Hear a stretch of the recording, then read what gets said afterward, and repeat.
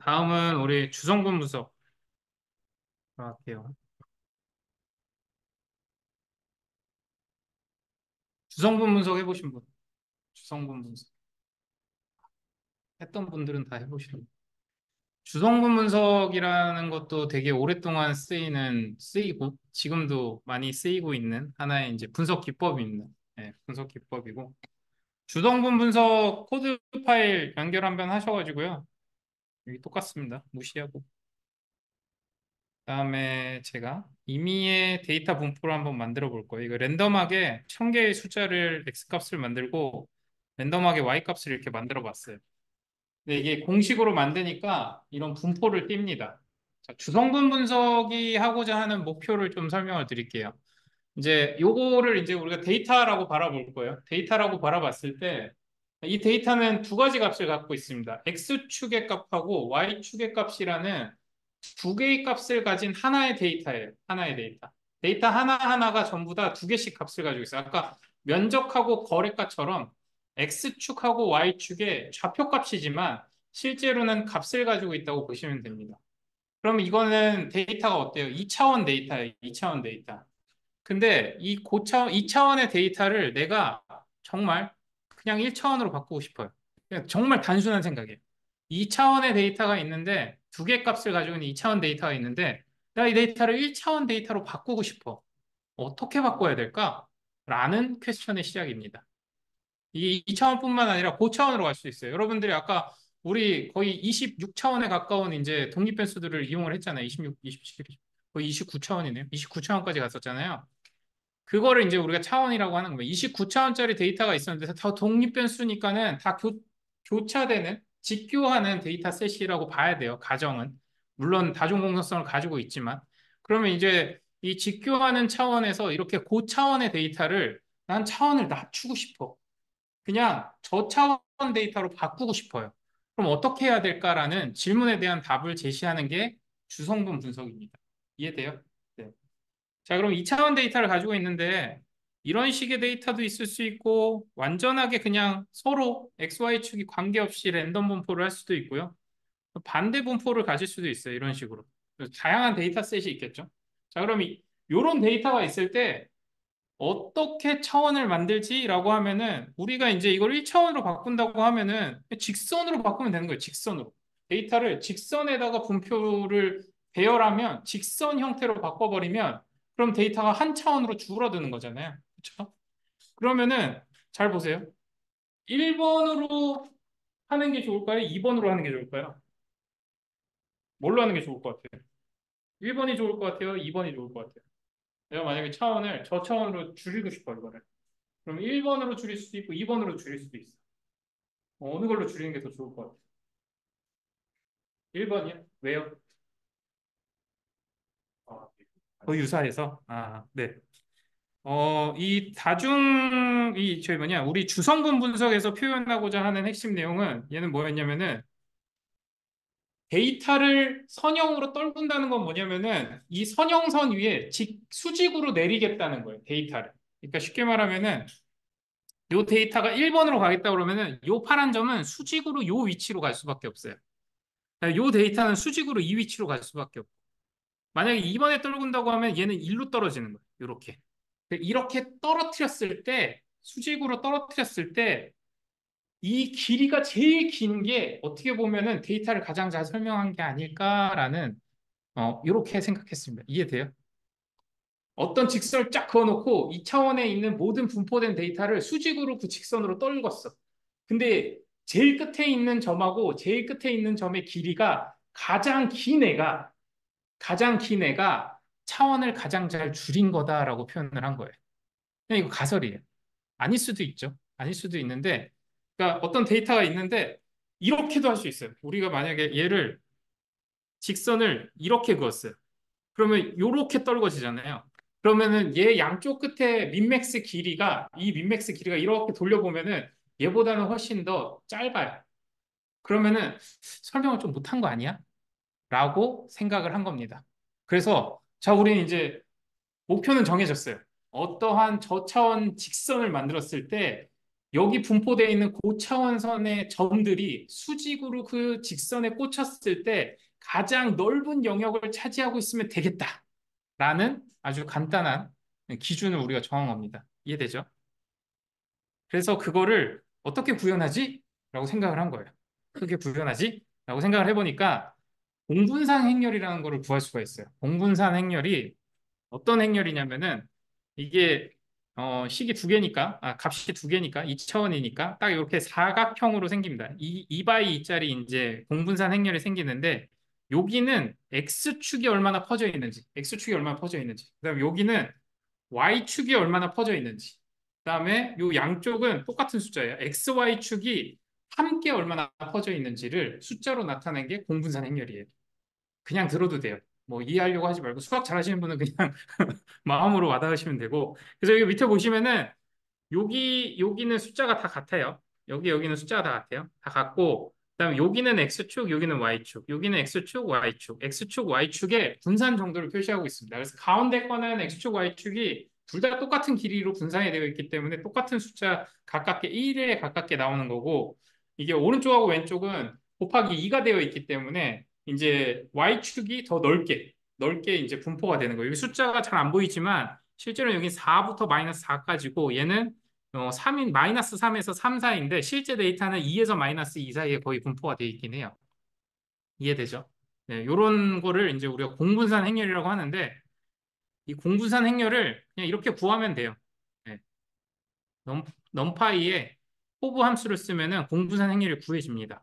구해지고 공분산 행렬의 의미를 살짝만 이해하면 됩니다.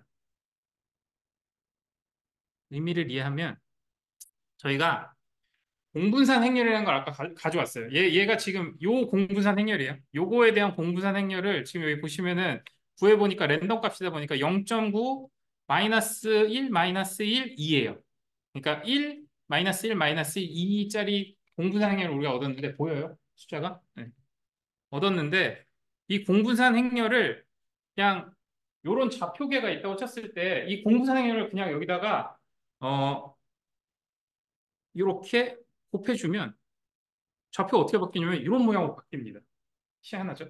실제 분산되어 있는 데이터하고 거의 비슷하게 공간을 일그러뜨려요. 이 공분산 행렬 자체가. 벡터를 변환해 주는 거예요. 실제로 이제 이 점들을 이런 식으로 그냥 여기 있는 애들한테 공분산 행렬을 다 곱해버리면 이런 식으로 이제 변환이 돼버립니다. 되게 신기하네 라고 우리가 그냥 그렇게만 보면 돼요. 아 이런 작용을 하는구나. 그리고 그 공분산 행렬의 고유 벡터라는 거를 구하면 고유 벡터라는 걸 구하면 얘가 뭘 설명해내느냐면은 가장 그 넓은 그 공간을 아까 우리가 원했던 가장 분산이 넓은 직선을 찾아내 준다라고 표현을 합니다. 네. 이 식을 어떻게 전개하는지까지는 저도 수학을 잘 모르기 때문에 네, 잘 모르지만 네. 그래서 요 요렇게 지금 고유 벡터는 알아요? 고유 벡터가 뭔지는? 고유 벡터 알아요? 몰라요? 네. 공분산을 하나의 벡터로 봤을 때 고유 벡터는 뭐냐면은 그 벡터를 요게 단위 벡터라고 해서 0에서부터 길이가 다 1인 벡터예요. 다 1인 벡터인데 이 벡터에다가 변환을 던지면은 이렇게 변환이 돼요. 왜냐면 아까 우리가 얘를 변환을 하면 이렇게 변환이 됐잖아요. 근데 공분산을 이렇게 단위가 1인 벡터들한테 해도 이렇게 똑같이 일그러집니다. 일그러지는데 기가 막히게 방향이 그대로 남아있는 애들이 있어요. 똑같은 방향으로 변환이 됐는데도 불구하고 방향이 똑같이 있는 애가 있어요. 그걸 우리가 이제 고유 벡터라고 표현을 합니다. 신기하죠? 나도 잘 모르겠어요. 그렇대요. 예, 그래서 이런 식으로 이게 예, 식으로 구현해 보면 이렇게 생겼어요. 원래 각도에서 요 위치에 있는 애들, 저 빨간색으로 표현된 애들 있죠. 요 표현된 애들이 요런 각도를 띠고 있는데 요게 변환이 됐을 때도 그 각도를 유지하더라 라는 애들이에요. 그러니까 각도 차이가 없더라. 이걸 이제 고유 벡터라고 표현하고 얘들이 주성분이라고 다시 표현을 하는 겁니다. 그래서 요 방향성으로 나와 있는 데이터들이 요 수직선이 가장 분산이 넓게 펼쳐진 직선의 공식이다라고 표현을 하더라고요. 그래서 이거 실제로 이렇게 그려보면 아까 우리 파란색 데이터 있잖아요. 파란색으로 데이터 이렇게 쭉 펼쳐져 있었잖아요. 그다음에 이 초록색이 뭐냐면은 공분산 행렬로 동그랗게 되어 있던 단위 벡터들을 변환을 해보니까 저렇게 초록색으로 이게 변환이 되면서 각도가 그대로 유지된 애가 빨간색 점 4개예요. 보이시죠? 네, 점 2개씩 이렇게 직교하고 있으니까는 저 2개 점을 이렇게 지으면 직선이 되는 겁니다. 직선이 돼서 그래서 요 직선이 하나가 생기는 거고 요 직선이 하나가 생기는 거예요. 이해되죠? 그래서 그려보면 네, 그려보면 요 직선 중에 요게 제일 길잖아요. 요게 제일 길죠. 분산이. 이게 제일 기니까 얘가 가지고 있는 분산 양이 있는 거고 얘가 가지고 있는 분산 양이 있는 거예요. 그래서 우리가 이제 고유 벡터를 하면은 고유치하고 고유 벡터라고 표현을 하는데 고유치가 뭐냐면은 이게 단위 행렬이니까 단위 벡터 길이가 다 1이었잖아요. 1인데 변환을 하고 나니까 얘는 길어졌어. 근데 방향은 똑같아. 길어졌는데 방향은 똑같은 애들이 이 고유 벡터거든요. 그러니까 길어진 양만큼이 뭐냐면은 분산이 늘어난 양만큼이에요. 그래서 고유치가 많이 늘어났으면은 그쪽이 제일 분산을 많이 설명을 하는 거고 적게 늘어난 애는 그만큼 설명을 덜 하는 애가 되는 겁니다. 그렇게 해서 주성분이 이제 보통 변수가 개수만큼 이제 주성분이 표시가 돼요. 그래서 얘를 이제 실제로 우리가 PCA라고 하는 알고리즘으로 주성분 분석을 해보면은 되게 간단하게 데이터를 넣고 이렇게 해서 주성분 분석을 요청을 하면은 2개짜리로 주성분 분석을 요청을 하면은 이렇게 주성분 결과가 나와요. 그래서 PCA 컴포넌트 나오고 이제 고유치 값 나오고 비율이 나오거든요. 설명되는 비율이. 이게 무슨 뜻이냐면은 데이터에다가 이제 요 X 값하고 Y 값에다가 요거를 알파 베타처럼 그냥 곱해주고요. 그 다음에 두 번째 값은 요거를 이제 곱해주면은 그게 주성분이 된다는 거예요. 그 차원으로 이동을 하니까. 그 다음에 첫 번째 주성분이 가지는 이제 고유치 값이 2.7이 되는 거고 두 번째 게 0.3이 되는 거예요. 이 두 개를 비율로 따져보면은 앞에가 전체 분산의 87%를 설명해내는 거고 두 번째가 전체 분산의 12%를 설명해내더라. 물론 분산을 2개로만 봤을 때, 주성분을 2개로만 봤을 때 이런 의미입니다. 그렇게 해서 얘를 실제로 이 PCA 결과를 이제 직선으로 이렇게 뿌려보면 이렇게 그려져요. 그림 자체가. 네. 실제로 우리가 이제 지금 데이터를 가지고 공분산을 구해서 그거를 이제 차원을 변경을 해가지고 고유치 벡터로 방향성이 그대로 똑같은 애들을 점으로 찍은 거랑 실제 PCA를 돌려가지고 나온 저 직선하고가 똑같은 결과가 나오는 거예요.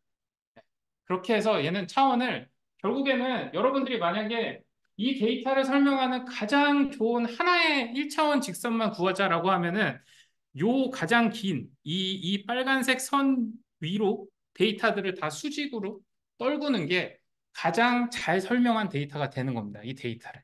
네. 이해가 돼요?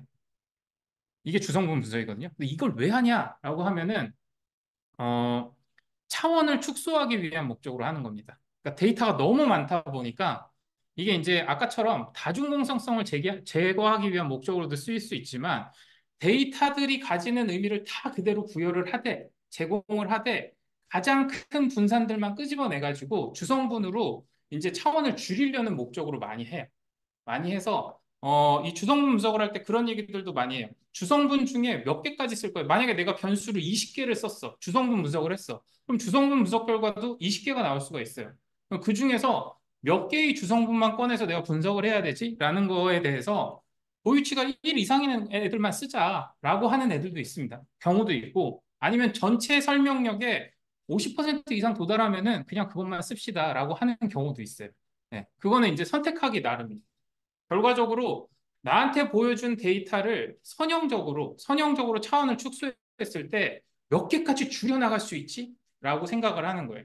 근데 여러분들 잘 생각해 보시면은 요 두 개 곡선으로 표현을 하면은 실은 데이터 원본하고 똑같아요. 원본하고 똑같고 요거는 말이 안 되고 보통 데이터가 3개, 4개, 5개 정도 될 때쯤 2개 정도 차원으로 줄이는 목적으로 많이 쓰입니다. 그러면 2개의 직선으로 바꿨는데 2개의 직선 데이터로 바꿨는데 얘가 전체 분산에 만약에 60%나 70%를 설명해낸다. 그럼 30%를 버리는 거예요. 대신 나한테 얻는 이득은 뭐냐면은 차원이 확 줄어들면서 데이터가 간소해졌어요. 네. 그래서 이 주성분 분석으로 많이 하는 게 여기에 추가적인 의미 부여를 많이 해요. 만약에 우리가 이제 그 도시 단위의 데이터들을 가지고 도시 단위의 데이터가 100개를 모았어. 변수 100개를 모아가지고 주성분 분석을 쭉 했더니 주성분을 쭉 나눠보니까 한 5개 정도면은 전체 분산의 한 80%를 설명해 낼 것 같아. 그럼 그 5개만 딱 취하는 거예요. 그 5개를 가지고 도시들을 쫙 5차원에다 뿌려봤더니 도시들이 이렇게 뭉쳐 있어. 뭉쳐 있으니까는 이런 도시들의 이제 이름을 부여하는 거예요. 이런 도시들은 어떤 의미의 도시다. 이런 도시들은 뭐 성장형 도시인데 뭐 여기는 뭐 산단 위주의 뭐 성장형 도시고 이런 것들을 이제 사고적으로 네이밍을 붙이는 거예요. 그래서 이 주성분 분석을 많이 보셔야 되는 이유가 얘가 이제 계속적으로 발전하다 보면은 우리 지금 뉴럴 네트워크에서 쓰고 있는 거의 모든 개념이 실은 이 개념하고 거의 동일시하다고 보시면 돼요. 그러니까 어떻게든 데이터를 대용량의 데이터를 축소해가지고 차원을 줄인 다음에 그 줄인 데에서 우리가 의미를 해석해내는 게 목적이거든요. 그러다 보니까 주성분 분석에서는 실은 그 정도까지 잘 줄여내지 못해요. 다 직선형이다 보니까. 그럼에도 불구하고 모든 데이터를 우리는 자꾸 이렇게 차원을 줄이고 싶어 한다.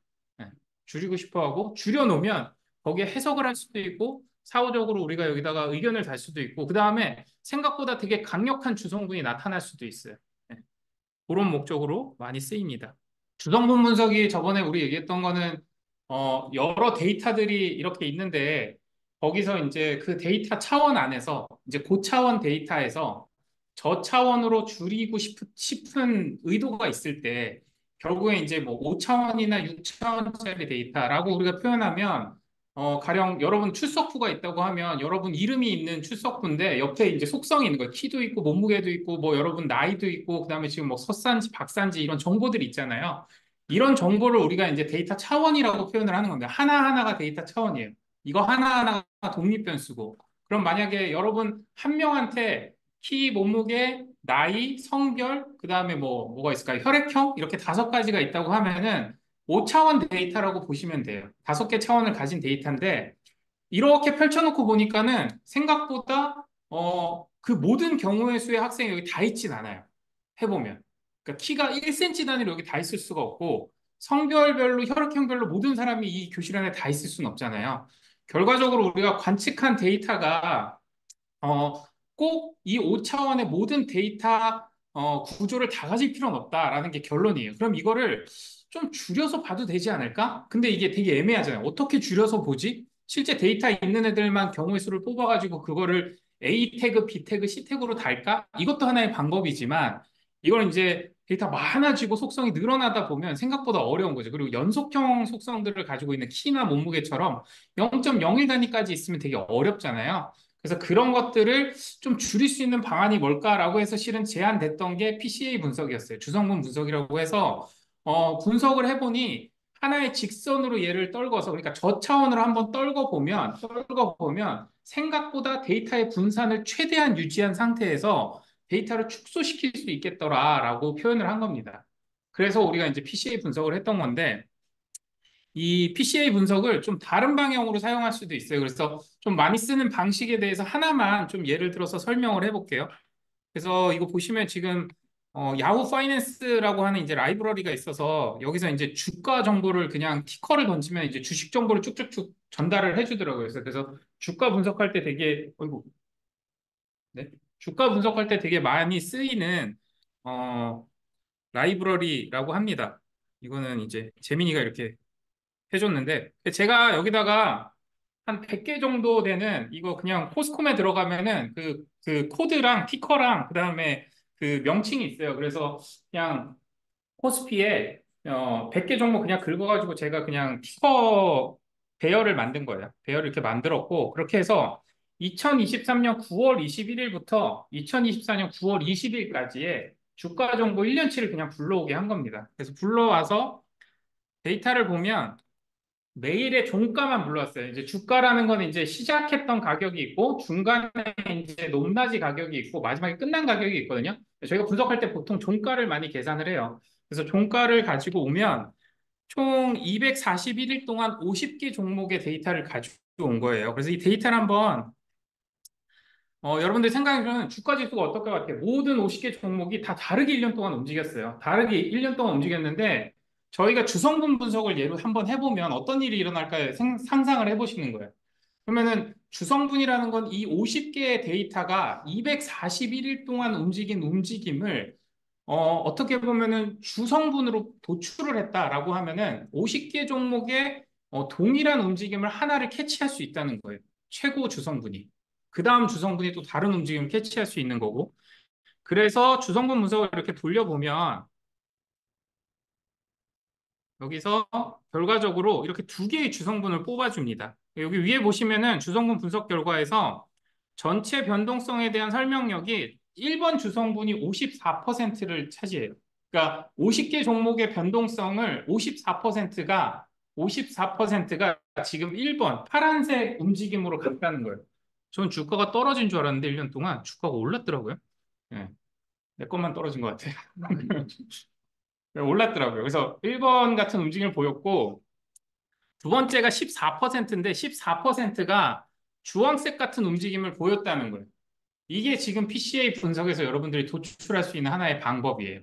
그러면 지금 그 외에도 실은 주성분은 뽑다 보면 이제 50개까지 뽑을 수도 있겠죠. 뽑을 수도 있는데 너무 작은 움직임으로 뽑아지는 거겠죠. 그렇게 뽑아지면 그럼 1번 주성분을 어떻게 만들었지라고 하면 실은 주성분 분석의 결과는 이 50개의 주가 지수에다가 각각 얼마를 곱해서 선형 결합을 하는지로 나옵니다. 그러니까 가중치를 W1, W2, W3 이렇게 곱해가지고 이거를 서메이션 하면 그게 주성분이 되는 거예요. 그렇게 해서 계산이 되거든요. 그러면은 이 주성분을 가장 잘 따라가는 애들을 이제 우리가 볼 수 있는 거죠. 그래서 주식 50개 주식 종목 중에 1번 주성분을 가장 잘 따라가는 탑 10을 뽑아보면 보시면 이제 이 굵은 파란 선이 1번 주성분이에요. 그리고 1번 주성분하고 가장 움직임이 비슷한 애들이 50개가 저런 이제 티커들을 가진 주식들인 거죠. 그러면은 실은 이제 증권시장에서 이거를 분석하면서 이런 식으로 쓰기도 합니다. 이런 주성분을, 그러니까 이런 움직임을 따라가는 종목들을 하나의 그룹으로 만들어 놓고 거기서 주성분의 움직임보다 현저하게 떨어진 애들만 계속 주워 담는 거예요. 왜냐하면 지속적으로 몇 년치의 주성분을 분석해보면 얘는 메인 흐름을 계속 따라갈 거기 때문에 결국에는 같은 목적을 가진 펀드에서 계속 구매할 거다라고 생각을 해서 결국에는 이제 떨어졌을 때 구매하고 이거보다 너무 올라서 버리면 이제 매도를 하고 그만큼을 다시 밑에서 이걸 롱숏 펀드라고 표현을 하는데 롱숏 전략을 통해서 매수 매도를 하면서 이제 가져가는 방식도 있어요. 이건 그냥 하나의 주식 투자 기법이거든요. 근데 여기서도 주성분을 사용할 수 있다라고 생각하시면 돼요. 그리고 두 번째 같은 경우에는 두 번째 변동성은 이렇게 올라갔다 이제 쭉 빠졌잖아요.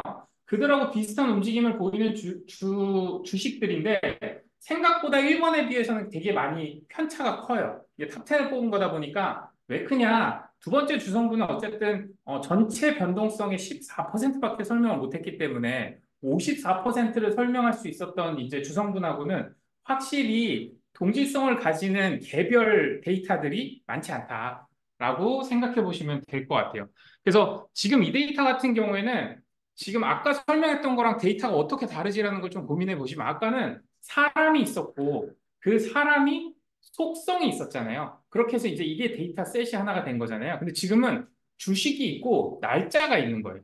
그러니까 주식 하나가 241이라는 날짜가 다 개별적인 얘의 차원을 가져가 버리는 거예요. 그거를 주성분으로 뒤집었더니 비슷한 차원의 움직임을 가지는 대표성을 띠는 차원이 제1주성분하고 제2주성분이더라라는 겁니다. 지금 데이터가 이렇게 놓여 있느냐, 이렇게 놓여 있느냐에 따라서 약간 혼란스러울 수는 있어요.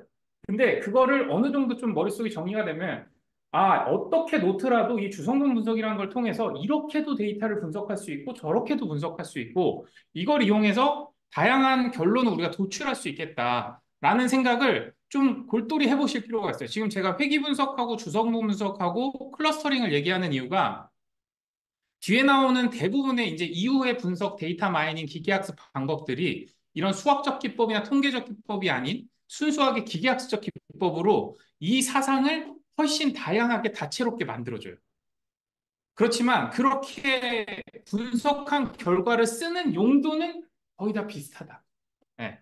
그러니까 여기서 크게 벗어나지 않는다고 생각하시면 좋을 것 같아요. 예, 그래서 만약에 기존에 있던 방법론이 되게 제한적이다 보니까 그 약간 역사가 그래요. 이제 방법론이 되게 늦게 생기던 시절, 그러니까 뭐 50년대부터 그러니까 1890년대부터 해가지고 우리가 1980년 아마 90년, 2000년 우리 개인 퍼스널 PC가 들어오기 전까지는 어떤 느낌이냐면 하나의 이론이 만들어지면 전 세계에 있는 이 연구원들, 여기 랩실에 있는 이제 석박사들이 막 달려들어서 여기에다 적용할까, 저기에다 적용할까 하면서 막 고민을 해요. 그래서 정말 요만한 그 나사 하나 가지고 막 로봇도 만들어 보고 막 뭐 요리도 해보고 별의별 짓을 다 해서 사용 가능한 유즈 케이스를 무지막지하게 만들어냅니다. 근데 지금은 어떤 상황이냐면은 2012년부터 현재까지는 딥러닝이라는 원툴을 가지고 어디다 적용해도 다 돌아가다 보니까 약간 어떤 상태냐면은 유즈 케이스를 만들 시간이 없이 끊임없이 새로운 이론들이 계속 나오고 있어요.